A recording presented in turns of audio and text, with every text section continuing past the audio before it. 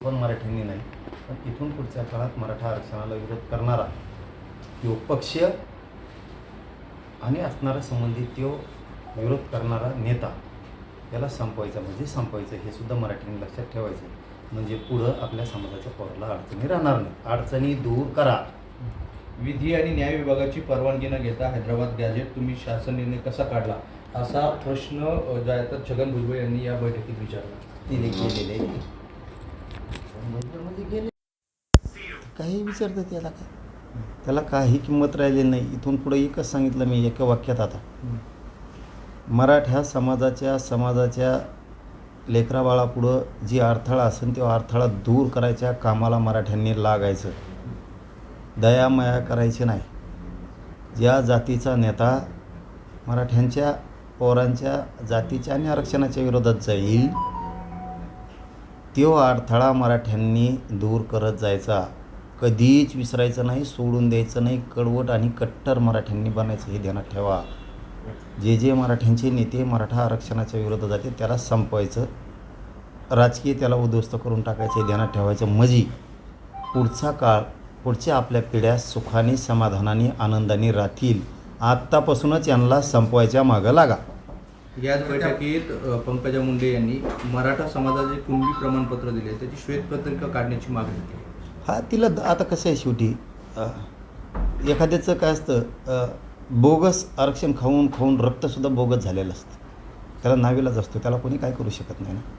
शेवटी लोकांनी त्यांच्यात त्यांच्या बापात म्हणून थोडक्यात एक इमानदारी बघितली होती, एक स्वच्छपणा बघितला होता, एक आपलेपणा बघितला होता, एक माणुसकी बघितली होती. तेच मराठ्यांना वाटलं यांच्यात पण पुढं असेल, पण ते नाही.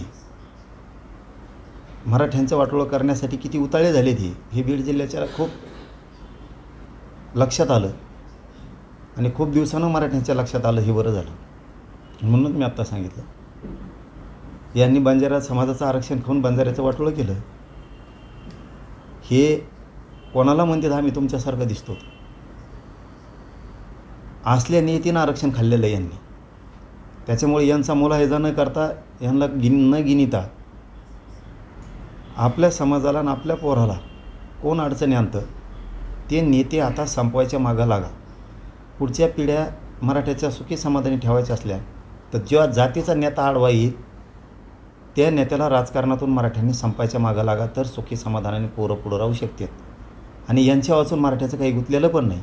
इकडं दलित आहे, मुस्लिम आहे, लंबाना समाज आहे, राजपूत समाज आहे, कायकाडी आहे, कुंभार आहे, लोहार आहे, सुतार आहे, ढोवार आहे, माळी हे, धनगर आहे, शेकडो जाती आहेत. यांना धरा,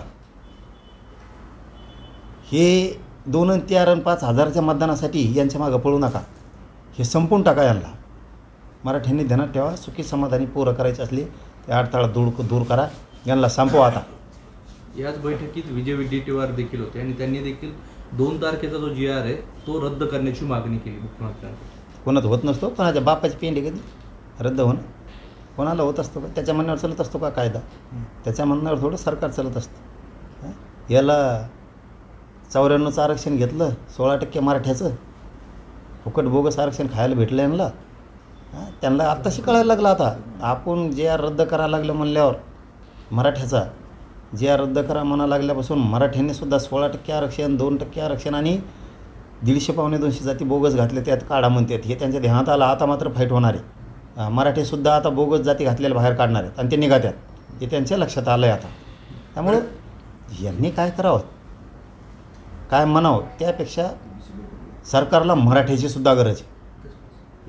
नुसत्या जातीची गरज नाही आहे. त्यांचं काय नुसतं थोडे माळी आणि थोड्या माळ्याचा नेता छगन भुजबळ, त्याच्यावर सरकार नाही चालणार. तो का सगळ्या माळ्याचा नेता नाही, तो का OBCचा नेता नाही, थोड्या माळ्याचा नेता आहे. म्हणजे काय त्याच्या जीवावर सरकार चालवायचं का? आता इथं मराठीसुद्धा गरज आहे सरकारला. त्यामुळे GRला धक्का बी लागू शकत नाही. GRला धक्का लागल्यावर सांगतो यांना मी. या बैठकीमध्ये भुजबळ काही दाखले घेऊन आलेले होते. त्यांनी दाखले दिले, अधिकाऱ्यांचा देखील दाखला दिला की या ठिकाणी हे बनावट प्रमाणपत्र जे आहे ते देण्यात आलेले आहेत. आणि मुख्यमंत्र्यांनी त्यावर स्पष्ट केलं आहे की खोटे आणि खाडाखोड केलेले कागदपत्र जर असतील तर ते अधिकारी जबाबदार आहेत, त्याच्यावर कारवाई होईल. कारवाई कसं काय होईल? पूर्वीचे कागदपत्र, पूर्वीचे डॉक्युमेंट आहेत, पूर्वीचं लेखाजोखा आहे, दस्तावेज पूर्वीचा आहे. ते सगळ्या काही सांगन आणि तुम्ही ऐकणार म्हणजे काय फुकट समजता काही नाही. काय संबंध आहे खाडाखोडला? यांनी 16% मग आम्ही सांगतो चल, त्यांनी सांगितलं ना खाडाखोड केली आणि चल मुख्यमंत्र्याला आम्ही सांगतो 16% घेतलेलं आरक्षण खाडाखोड करून बोगस घेतलेलं कर रद्द, चल कर रद्द. ते 16% आरक्षण दिलेलं 1994 त्याच्यानंतर दर वर्षाला 30-40, 30-40, 20, 12, 13 अशा जाती घातल्या. काढ बाहेर. फुकट समजता का काय खाडाखोड केली? पूर्वीचा दस्ताऐवज आहे, पूर्वीचे लोकांचं लिहिणं चिडबिड होतं. पूर्वीचं थोडे लोक शिकलेले होते. कुणी कू लिहायचं, कुणी कुण लिहायचं, कुणी कुळंबी लिहायचं, कुणी कुणबी लिहायचं, कुणी शेती लिहायचं.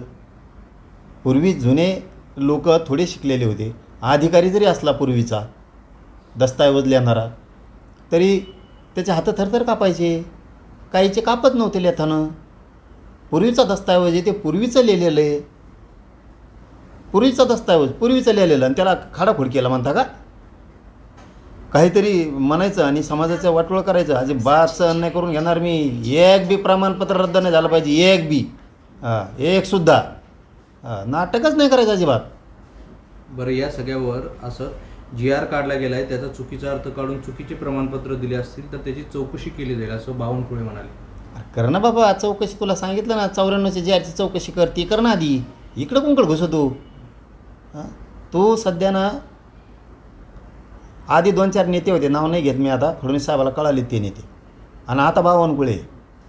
देवेंद्र फडणवीसला मुंडक्यावर टाकायचं आहे त्याला त्या बावनकुळे देवेंद्र फडणवीसला मुंडक्यावर टाकणार आहे. त्यासाठी त्याचे ते प्रयोग चालू आहेत. मराठीचे नेत्याचे मागं लागला बावनकुळे, मराठीच्या उद्योगपतीच्या मागं लागला बावनकुळे, मराठ्यांच्या अधिकाऱ्याच्या मागं लागला बावनकुळे. याला काही दिलं तर नाही दिलं की लगेच खोटं नाटक केलं म्हणजे अधिकाऱ्याला लगेच सस्पेंड करतो. संभाजीनगरचा कोणतरी केला. हे मराठ्यांचे अधिकारी अडचणीत आणायचं काम हे जे OBCचे काही मंत्री आहेत 4-2 यांनी सुरू केले. आता मी सुद्धा त्या नेत्याच्या मागं लागायला सुरुवात करणार आहे. एकदा आता जरा नीट झालो मी यांच्या भ्रष्टाचार बाहेर काढतो. मी तोच करणार आता. आता भाषेच्या यांनाशी वापर लागणार तेव्हा मराठी टिकणार आहे. इतकी शाळा आहे. मराठीचे मोठ्या अधिकारी यांना खपानात, मराठीचे नेते यांना खपानात, या OBCच्या 2-4 मंत्र्याला, उद्योगपती खपानात. यांनी काय करायचं? उद्योगपतीला जवळ घ्यायचं, देवडे नाही लावतो चौकशी लगेच मधी, आणि दिलं की मग नाही चौकशी. अधिकारी बोगस काम नाही केलं किंवा त्यांनी काही फ्रॉड नाही केलं, त्यांनी यांना काही नाही घेतलं तरी म्हणायचे यांनी घेतले, ट्रॅपमध्ये घाला. फक्त मराठ्याचे अधिकारी संपवायचे, मराठ्याचे नेते बदनाम करून संपवायचे.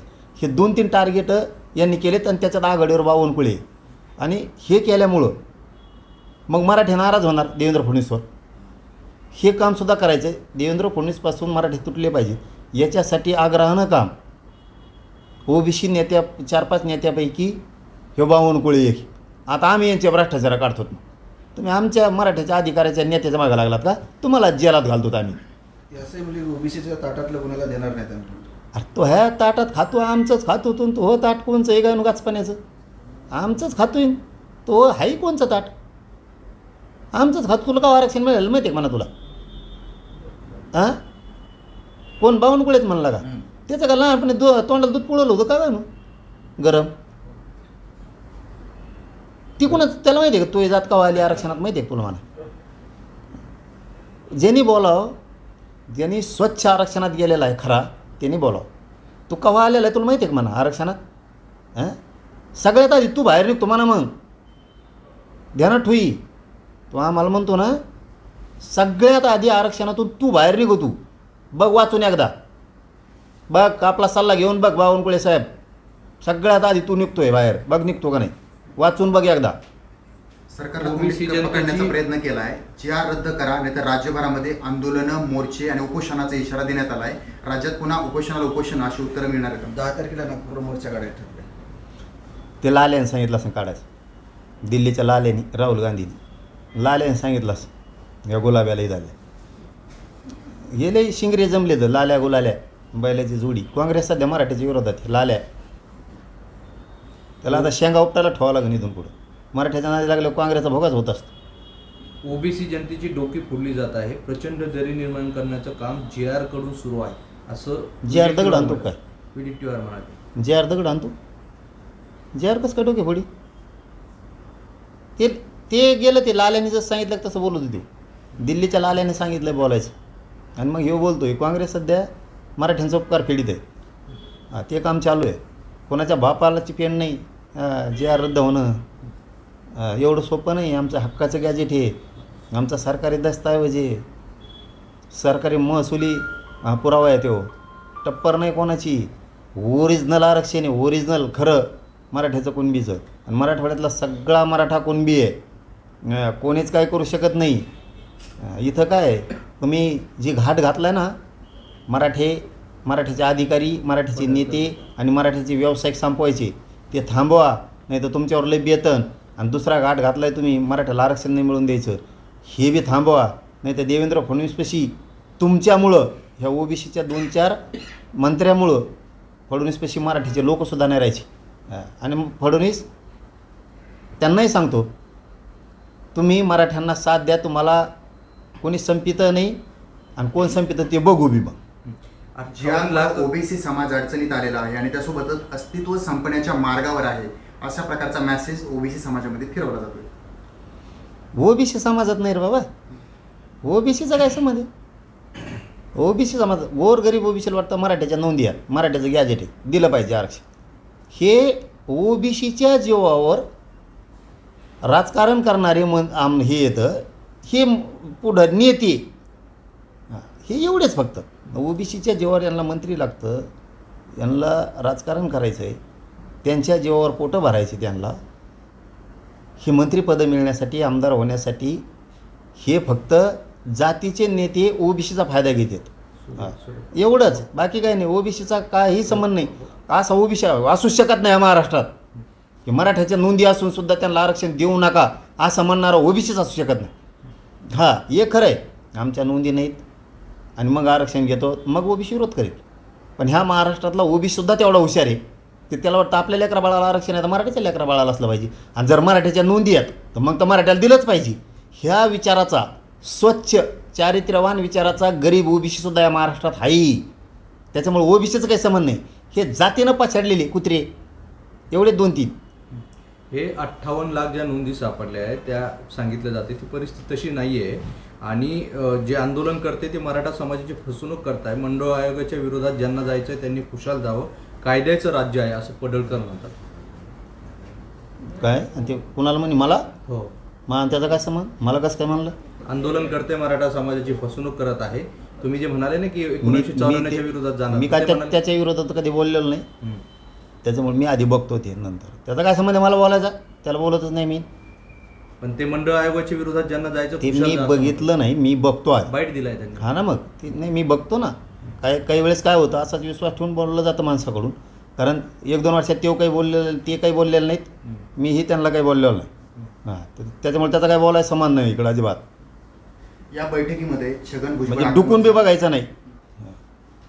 या बैठकीमध्ये छगन भुजबळ आक्रमक झालेले होते. हैदराबाद गॅजेटबाबत शासन निर्णय कसा काढला असा बैठकीत सवाल विचारणार आहोत. काय काढलं? हैदराबाद गॅजेटबाबत शासन निर्णय कसा काढला, JR कसा काढला? कोण म्हणलं? छगन भुजबळ. त्याचे गेलेलं माणूस राहते. ते जातीनं पछाडलेलं आहे. जातीवादाचा नरकासूर आहे अलिबाबा. तो जातीवादाचा अलिबाबा नरकासूर आहे. ते जातीत हे काय नाही, याला नरक चिवडायची सवय लागलेली. त्यांनी सगळ्या जातीचा खेळ केलेला आहे. कसा काढला, कसा कॅबिनेट मंत्री येऊन, कसा नाही सरकारमध्ये राहून कसा काढला विचारतो. तू काय कॅबिनेट मंत्री केलं राव याला त्या पदावर ना खरंच ठेवायला नाही पाहिजे फडणवीस साहेबांनी. फडणवीस साहेबांना 7.5 जर या सरकारच्या मागची काढायची असेल तर त्याला हुसकून देणं गरजेचं आहे तिथून लवकर.